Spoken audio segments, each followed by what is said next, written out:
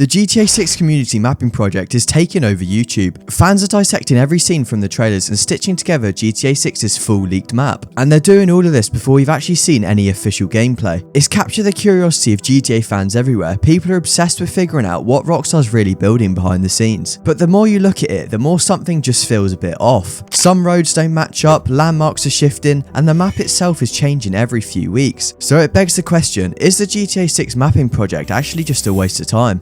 Nobody's talking about this, but back in 2013, just before GTA 5's release, the community actually managed to pull off something pretty impressive. They built a rough version of the GTA 5 map using early leaked material, and they're actually surprisingly close to the real thing. So now it feels like there's almost a bit of pressure on. Everyone's wondering if we can actually do it again for GTA 6, or if this map is just a bit too big or too far out of reach. Now, the GTA 6 mapping project wasn't perfect, but it worked. Fans spent a huge amount of time identifying locations, lining up the highways, and just comparing everything to the real world Los Angeles. And they slowly pieced together a plausible layout for a leaked map using just what Rockstar had shown, and it held up surprisingly well. But back then, close to release, they had a lot more to work with. They had 3 trailers, a gameplay reveal, and loads of screenshots. But this time, Rockstar's keeping information way more locked down. But on top of that, the community is actually experienced now, and it's way bigger as a whole, and they're trying their best to find as much information as possible to piece this GTA 6 map together. Back in 2022, when the first major GTA 6 leak was dropped, a lot was confirmed in a really small space of time. Vice City was back as spotted in street signs, the cop cars, and even voice lines from the characters in the game. And that thought alone already got people excited. We haven't been to Vice City in over 20 years, and fans instantly want to see what the modern version of Miami would look like. Following that came the discoveries of Port Gellhorn, the Leonida Keys, and Gloriana, a rumoured second state that's supposed to be based on Georgia. And if the speculation turns out to be real, it'll be the first time that they've had 2 full states in a single GTA game. On top of that, the fans were overanalyzing every single gameplay leak. We saw character switching between Lucia and Jason, live robberies, a smarter police system, and varied NPCs, such as NPCs that during a robbery drop to their knees and start pleasing Jesus, and others that try to make it as difficult as possible. You know, there's always that one self-assigned hero trying to save the day. Overall, all of this was pointing to a world that was way more reactive than we've ever seen before. But even with all of that leaked information in 2022, no one could pin down the full map, and speculation started growing way faster than the facts. So why has the GTA 6 mapping project been harder this time around? One reason could be that Rockstar's approach has completely changed. With GTA 5, they showed us a lot of wide shots of mountains, city skylines, and it was quite easy to orientate yourself. You could pause the trailer frame by frame, look at the skyline, and just tell where things were based on the mountain ranges in the background. But this time around, that kind of information has just not been made available yet. The GTA 6 trailers are pretty slick, but they just don't show a whole lot. We still barely know a great deal on what Mount Caligar even looks like, and it's supposed to be one of the biggest landmarks in the whole game. All of the screenshots we've seen so far just show the tall mountains being covered by the clouds, and when that clarity just isn't there, it's a lot harder to build a decently accurate map. And that's why this mapping project honestly just feels like a moving target at the moment. People are still doing deep analysis of all of the screenshots, they're tracking coordinates, and they're estimating the size of GTA 6's map based on Rockstar's grid systems. Surprisingly, Rockstar's grid structure is actually pretty consistent, and it's the same layout they've used in GTA 5, Red Dead Redemption 2, and even older titles like San Andreas. So that's where these map estimates are coming from. It's not just plucked out of thin air, and GTA 6 is currently projected to be around 2.5 times bigger than GTA 5. But scale isn't the only thing in question at the moment. Some areas feel pretty legit and accurate, and others just feel completely stitched together with guesses. The state of Gloriana, for example, the main evidence we have is this license plate in this one screenshot, but now it's an entire state on some of the fan-made maps. But hey, maybe Rockstar's leaving us all in the dark on purpose. Ultimately, it is what they've done in the past, and it is just free marketing. Just quickly, if you're enjoying the content, make sure to subscribe and leave a comment. We'll respond to every single one of them. But as the community-made maps keep shifting, one thing's becoming clearer. This whole project is evolving super fast, and whatever it looks like today, it's probably going to be a whole lot more refined by the time we get to trailer 3. On top of that, what's most interesting about all of this is that if Rockstar sticks to their usual timeline, we're probably looking at around 6 to 9 months before trailer 3 comes out. And when that drops, I have a strong belief that the fan-made maps are going to be pretty close to the actual GTA 6 map. Because say what you want about the speculation, but all of these maps are getting better and a lot more detailed by the day. The map layouts are becoming way more on point, and the more it evolves, the more believable these seem. So no, overall I don't think the GTA 6 mapping project is a complete waste of time. If anything, we're watching the community slowly reverse engineer Rockstar's biggest game yet, little by little. And that makes the mapping project just as interesting to follow as the game itself, and ultimately they're doing a pretty good job based on what we have.